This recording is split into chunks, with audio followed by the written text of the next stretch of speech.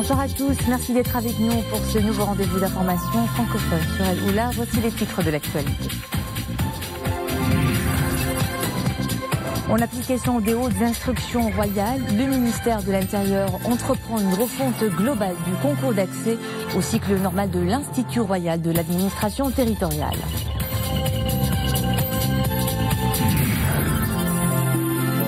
Les têtes d'affiche de Mawazine 2018 enflamment les scènes. French Montana, Marwan Khouri ou encore Saad Ramadan. Le public exalté a été au rendez-vous hier soir pour des concerts survoltés. Les arts du vivant marocains plantent leur décor à Monténégro à l'occasion de la semaine culturelle du royaume. En vedette, les différentes facettes de l'artisanat marocain. Une opération séduction pour conquérir le marché touristique de ce pays balkanique.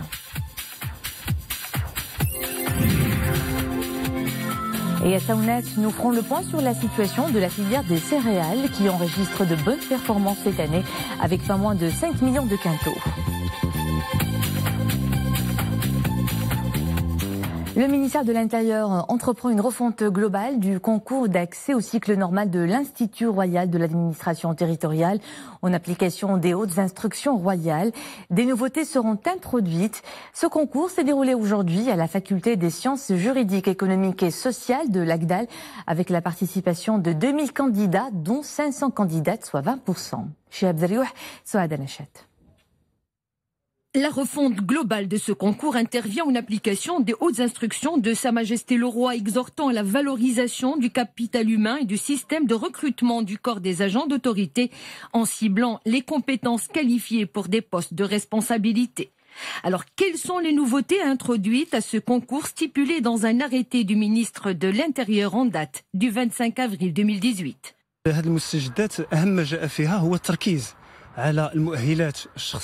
Il y a l'impératif de cibler davantage les candidats disposant de conditions physiques et psychologiques pour le poste d'agent d'autorité, d'une culture générale et de connaissances académiques. Surtout que la fonction d'agent d'autorité exige une mobilisation permanente, une présence sur le terrain, une communication pérenne avec le citoyen pour être à l'écoute de ses besoins.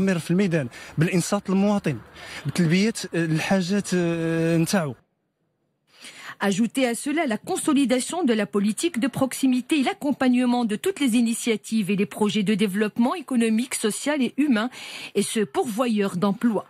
Le site électronique réservé à ce concours a connu l'inscription de 14 500 candidates et candidats classés selon le nombre de points obtenus via un système informatique appliquant les critères de présélection retenus dans l'article 4 du nouvel arrêté du ministre de l'Intérieur, à savoir l'expérience professionnelle, l'âge et les compétences scientifiques. Dans une deuxième phase, un total de 3100 candidates et candidats classés premiers selon les points obtenus ont été convoqués à déposer leur dossier de candidature pour qu'il soit examiné par une commission de présélection. Cette même commission a arrêté la liste définitive regroupant près de 2000 candidates et candidats répondant aux critères requis pour participer aux épreuves écrites organisées aujourd'hui à la faculté des sciences juridiques, économiques et sociales Agdal. La seconde journée de Mawazine a tenu encore une fois toutes ses promesses. Un de ces temps forts, vous l'avez vécu hier sur la scène d'OLM Suissi, où l'artiste emblématique du rap French Montana a sorti le grand jeu par une performance déchaînée qui n'a pas manqué de confirmer son attachement à ses racines marocaines. Et sur la scène Nahda, la chanson libanaise était à l'honneur. Une ambiance purement romantique avec le charismatique Marwan Khouri et son compatriote, le jeune et talentueux Saad Ramadan. Nisrina Ozdar nous fait le tour de ces deux scènes.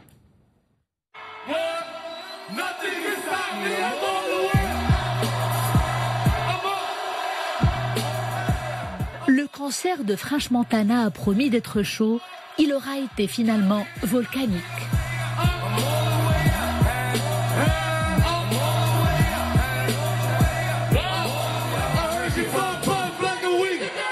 Welcome to the party, no shopping, dance panic. Avec ses plus célèbres chansons, le rappeur marocain a enflammé la scène de l'OLM Suissi.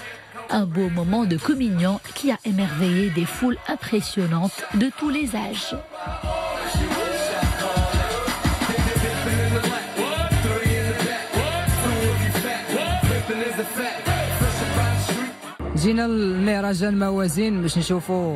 Nous aimons beaucoup French Montana. Nous avons énormément apprécié son spectacle. L'ambiance est superbe, l'organisation est excellente. Le concert de French Montana est juste magnifique. Je suis très heureuse. J'ai enfin pu assister au concert de mon chanteur préféré. J'aime les Mawazine. Bon, je suis ici venu parce que c'est très beau à voir. Bon, je suis venu assister ça. Je suis quitté de loin pour venir ici pour assister ça. C'est un festival les Marouf. C'est un grand festival. Je viens me défouler après avoir passé mes examens. J'y prends beaucoup de plaisir.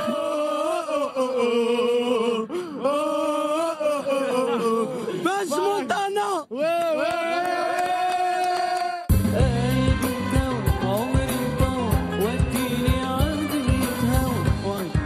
Dans une ambiance purement romantique, l'espace Al-Nahda a pour sa part accueilli hier Marwan Khouri. Le public s'est laissé bercer par le timbre tour à tour grave et suave du chanteur libanais qui participe pour la deuxième fois au festival Mawazine.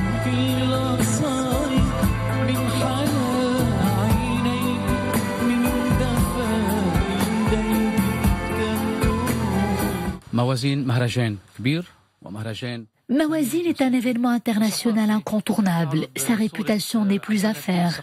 Il reflète les valeurs prônées par le Maroc, notamment celles du partage et du dialogue entre les peuples.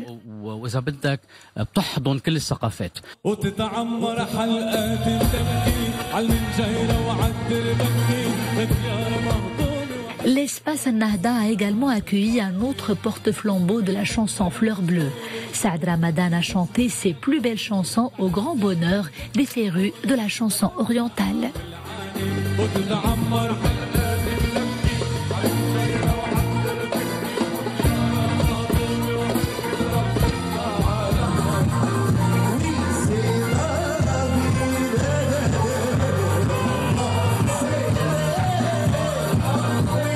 Le moment marquant de la soirée reste l'arrivée surprise de Cheb Khaled sur scène. Le roi de la chanson raï a retrouvé son public marocain pour clore le spectacle tout en allégresse.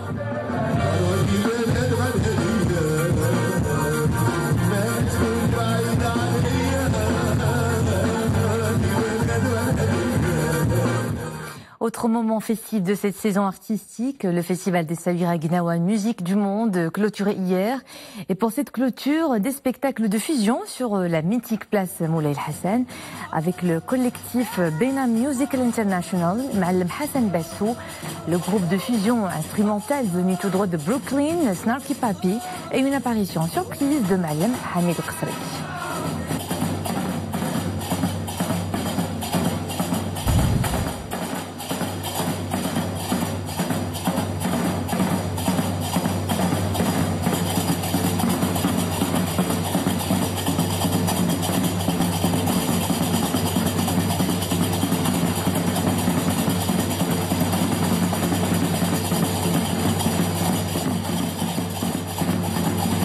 Nous poursuivons notre page artistique par la 7e édition du Festival maghrébin du film d'Oujda qui s'est ouverte hier soir avec d'abord un hommage à une brochette d'artistes marocains, algériens, égyptiens et libanais.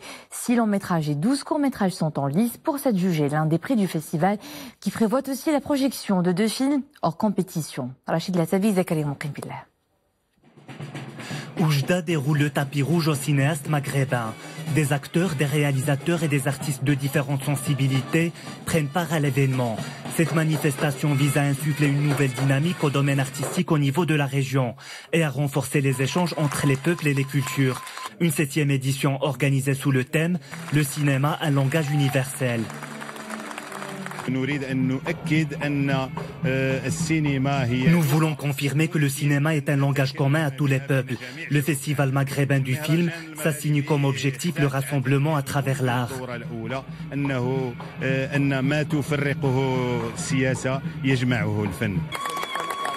Cette année, 6 longs métrages et 12 courts métrages sont en compétition pour mettre en avant les traditions locales et valoriser différentes expériences cinématographiques.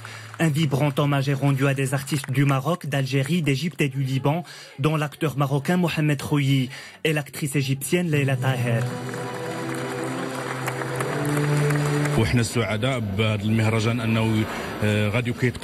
Ce bel événement et cette distinction m'enchantent. D'édition en édition, la qualité des productions progresse. Cela est bénéfique au cinéma maghrébin.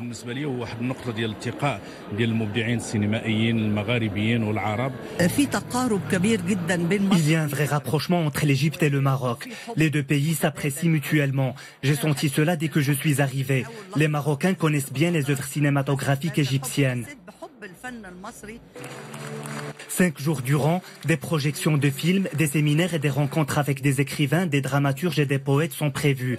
L'année dernière, Pluie de sueur du réalisateur Hakim Belhabbas avait obtenu le Grand Prix ainsi que le prix de la meilleure réalisation. Monténégro maintenant, où les arts de vivre du royaume font leur show. La semaine du Maroc est organisée au cœur de la capitale de ce pays balkanique. Un village y a planté son décor pour montrer aux visiteurs monténégrins les multiples facettes de l'artisanat marocain. Il s'agit aussi de promouvoir la destination au Maroc dans une région très prometteuse pour le tourisme national. Le reportage est de nos envoyés spéciaux au Monténégro, Mrim Laoufir et Abdrahim Filoul, avec un récit de Bob Karnabrit. Le thé à la menthe, la boisson de l'hospitalité. Même en dehors des frontières, il est présent dans toutes les manifestations. C'est le cas à Podgorica, au Monténégro, où se tient la semaine culturelle du Maroc. Sur la place de la République, au cœur de la capitale, les Monténégrins sont invités à découvrir la culture séculaire du royaume. Je voudrais exprimer ma joie de me trouver ici. Je suis très impressionné par la richesse de la culture marocaine. C'est très important de découvrir toutes les facettes de l'artisanat et de l'art culinaire du Maroc. Vous devez être fiers de votre pays. La maison de l'artisan a veillé à faire participer les meilleurs artisans du Maroc. Au nombre de 14, ils invitent les visiteurs à découvrir les multiples et fascinantes créations de l'artisanat marocain, notamment la confection du tapis de Taznart. Nous utilisons des matières naturelles pour confectionner les tapis avec de la pure laine. Je fais partie d'une coopérative féminine. Nous sommes venus ici exposer nos produits. La semaine culturelle marocaine, c'est aussi le volet culinaire avec dégustation au rythme de la musique gnawa, le couscous aux 7 légumes et la vedette. C'est un plat que nous aimons beaucoup. Des amis qui ont visité le Maroc nous l'ont fait découvrir, c'est excellent. C'est très bon. Jamais je n'ai goûté un plat aussi riche et varié. J'adore. Au programme de la semaine culturelle du Maroc, animation musicale variée. Gnawa entre autres et musique andalouse. Le Maroc et le Monténégro ont signé, rappelons-le, en septembre, une convention de partenariat dans le domaine touristique. Des consultations sont menées pour l'instauration de liaisons aériennes. Dans le reste de l'actualité, nouvelle alliance entre Emmanuel Macron et Pedro Sanchez. Ce dimanche, un mini-sommet s'est tenu à l'Élysée sur la question des migrants en Europe. Les enjeux sont grands, mais le président français et le chef du gouvernement espagnol pro-européen sont a priori d'accord sur l'aide à apporter aux migrants qui souhaitent rejoindre le continent. Ils souhaitent la mise en place d'une politique migratoire commune basée sur le droit humain. Paris et Madrid proposent la mise en place de centres fermés sur le sol européen dès le débarquement des migrants et prônent une solution différente et complémentaire à une crise qui divise l'Europe. Brexit, la rue gronde à Londres. Des dizaines de milliers de manifestants réclament un second vote sur les conditions finales du retrait du Royaume-Uni de l'Union européenne, actuellement négocié à Bruxelles entre les deux parties. 2 ans jour pour jour après le référendum sur le Brexit, cette marche organisée marque le début d'une campagne d'action qui doit durer tout l'été pour exiger une nouvelle consultation populaire. Dans un récent sondage, 48% des personnes interrogées étaient favorables à un second référendum. Le débat sur le Brexit polarise toujours la société britannique. Double élection en Turquie, c'est l'heure de vérité pour le président Recep Tayyip Erdogan. 55 millions de Turcs étaient appelés aux urnes ce dimanche pour ce double scrutin présidentiel et législatif qui marquera le passage du système parlementaire en vigueur à un régime hyper présidentiel. Erdogan vise bien évidemment une réélection dès le premier tour, mais il lui faudra pour cela obtenir plus de 50% des voix. Son principal rival est une figure charismatique, Muharrem İnce, député du Parti républicain du peuple, d'obédience social-démocrate et laïque.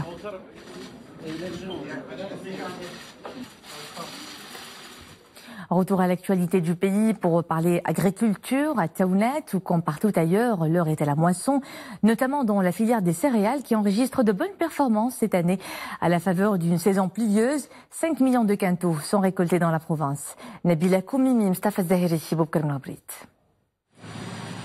Le bruit des machines se fait entendre à des kilomètres à la ronde. À Taounet, les moissonneuses-batteuses sont en action. À l'instar des autres régions du Maroc, la récolte du blé a commencé. L'épi de blé est avalé par la machine. La récolte s'annonce très prometteuse.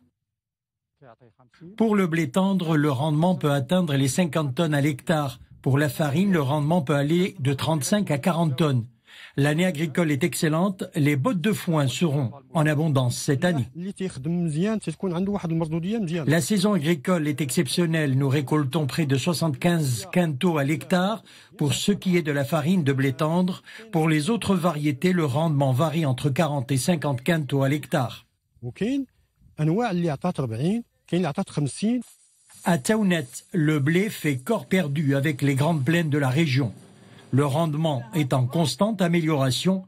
La province est à forte vocation céréalière. Les moissons se passent très bien. Le rendement à l'hectare est exceptionnel cette année. L'opération de moisson au niveau de Taounet s'est modernisée grâce à l'utilisation des moissonneuses-batteuses modernes. Le résultat de la campagne agricole pensée autour des plans agricoles régionaux initiés par le plan Maroc Vert a donné ses fruits.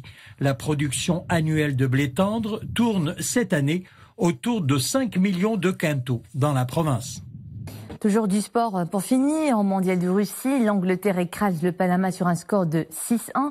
Pour son deuxième match dans le groupe G, les Three Lions ont pu compter sur un triplé de leur capitaine Harry Kane pour ce succès. Dans le groupe H, le match Japon-Sénégal s'est terminé sur un score de 2 buts partout. Et puis dans le même groupe et pour cette 6e journée, la Pologne et la Colombie s'affrontent en ce moment à la Kazan Arena. Et c'était le mot de fin de cette édition. Merci à vous de nous suivre. Demain sur cette même place, c'est Nitrina que vous retrouvez. Je vous dis à bientôt.